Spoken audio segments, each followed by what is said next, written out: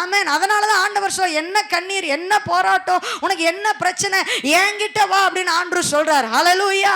என்கிட்ட வா, நான் உனக்கு இளைப்பாறுதலை தருகிறேன் அவர் சொல்றார். ஹல்லேலூயா. நீ வேற எங்கேயும் தேடி போகாத, உன் மனுஷனை தேடி போகாத.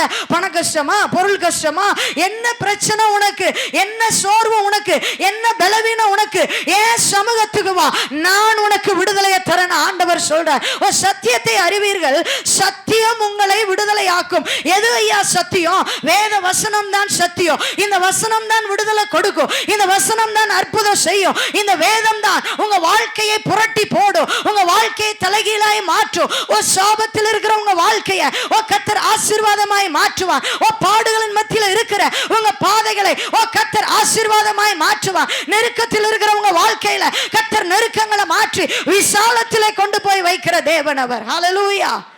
ஆமென். அவர் நேற்றும் இன்றும் என்றும் ஜீவிக்கிற தேவன்.